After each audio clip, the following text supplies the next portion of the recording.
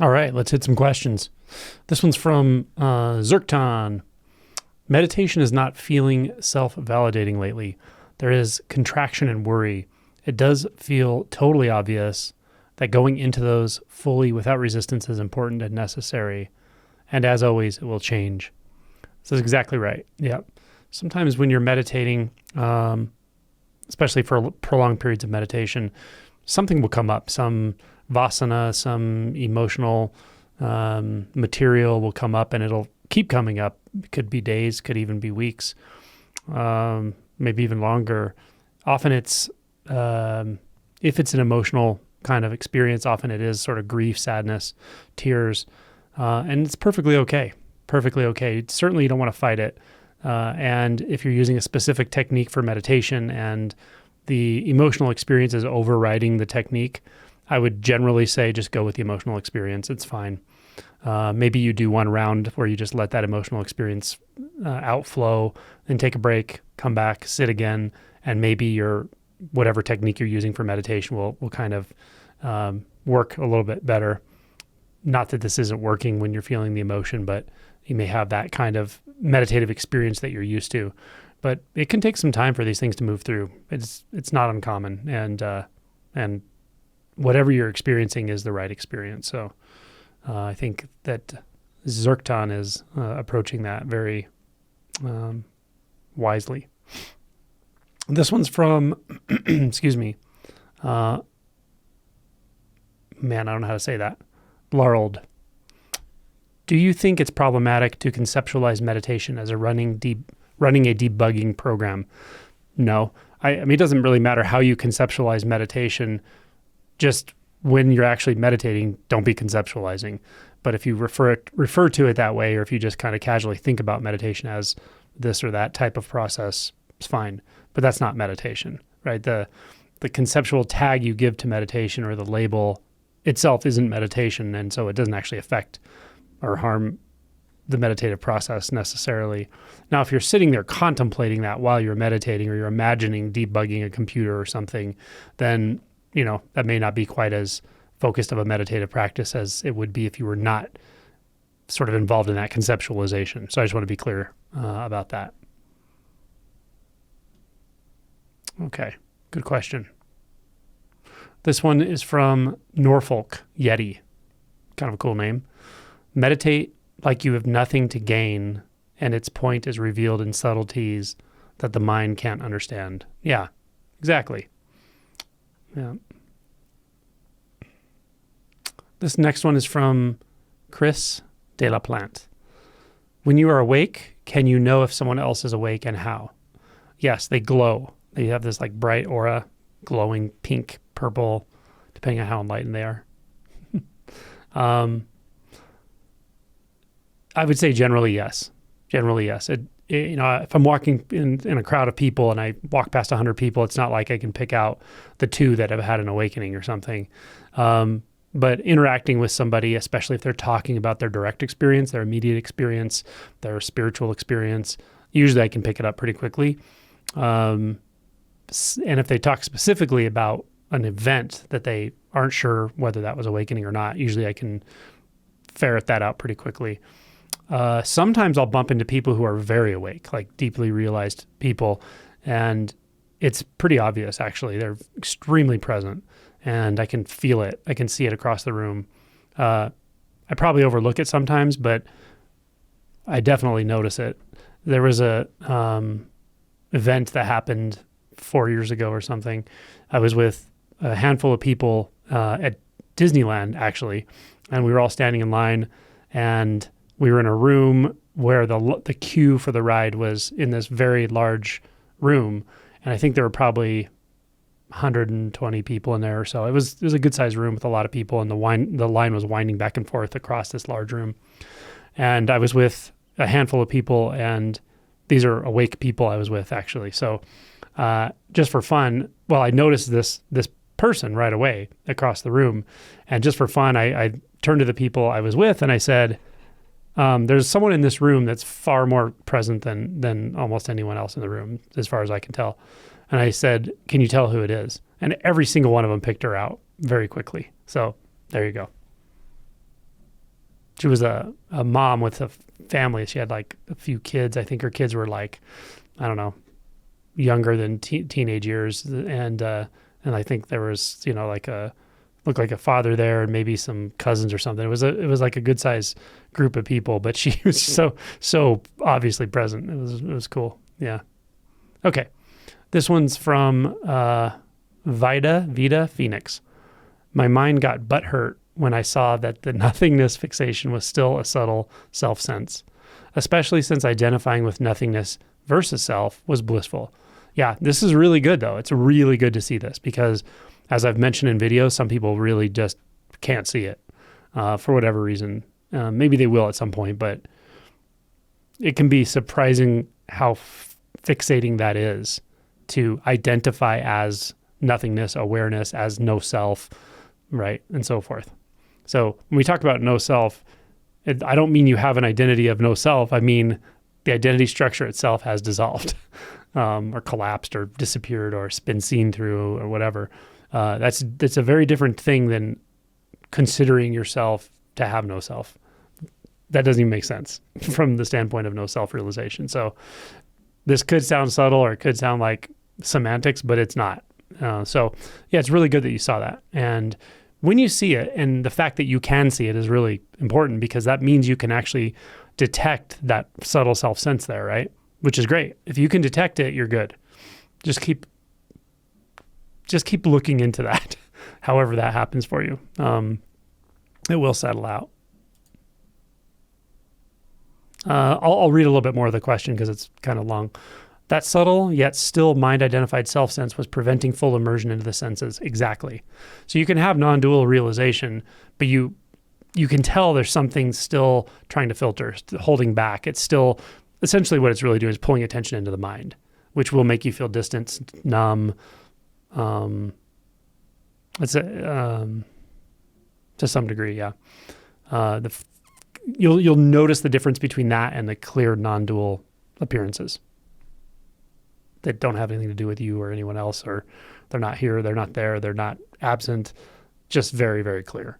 And that will be really obvious. And so should be really obvious when there's a filtering that's kind of obscuring that a little bit, right? And that's what this person's describing, which is great. The despair has lifted. I don't know why exactly, but after many months, there is a settling in to what you describe here. Still miss that bliss stage. Yeah. I know what you mean. Bliss states can come and go, but there is this kind of really a kind of totality of experiential bliss when non-dual is realized. But with no self-realization, the exuberance of that kind of goes down the drain, I suppose, in a way. But the clarity is still there. It's even more clear. So, it becomes more neutral, perhaps, in some sense, although there can still be very intense feeling states moving through, and the energetics are very, very direct and dynamic still. So, yeah, cool. Nice question. Or I guess that wasn't even a question. It was just a unpacking of one's experience, but that's great. This one comes from Fetter Muncher. I've always been trying to figure out how it is. To hear that there is no way that things are is like Copernican revolution or something. Like there's no landing place there, no foothold or solidity. That's just sheer free fall to hear that. Yeah, exactly. It's free fall in no specific direction. Yeah. Excellent. This one's from Lennart. Only in the ashes of the false self can something real be born. I like that. Very poetic. A lot of these are in reference to my video, Coming Back to Sit in the Ashes. That's a very well-reviewed video. I've had a lot of great comments. Maybe I'll put it in the greatest hits list. I have a greatest hits list really just for videos that I've had multiple people tell me it's very, very helpful to them, including other like teachers and stuff that have said they tend to send that to people that work with them or that they facilitate with, because certain videos just hit well. So I have a little list for those. It's called the greatest hits list. Okay. This one's from Claire. I think that would have blown my mind if I had been able to understand more than 20% of what you said. LOL. Same video, by the way. Michael Scott is my spirit animal today. Love it. Okay. This is from Achala. I keep hearing things like, there is this deep mystery and I have no control of it. Who is this I that say it has no control? It's almost like something observing realization states. What is that? Yeah. The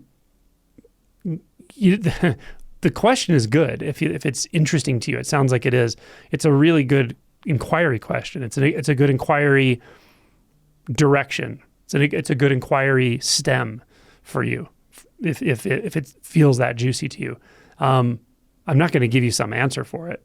I mean, the most clear answer from the standpoint of concepts would be you're not going to find anything. But that doesn't mean you shouldn't look, right? Yeah, it's an important question. But keep the open mind that it's not even an answer of what it is you're looking for, but whether at all, if there's anything there. Yeah, good question. This one comes from Imran. I get the presence, but the action of disregarding thought in terms of having awakening seems dishonest. Yeah, okay. Let me just respond to that real quick. When I talk about first awakening, I mean this very literally.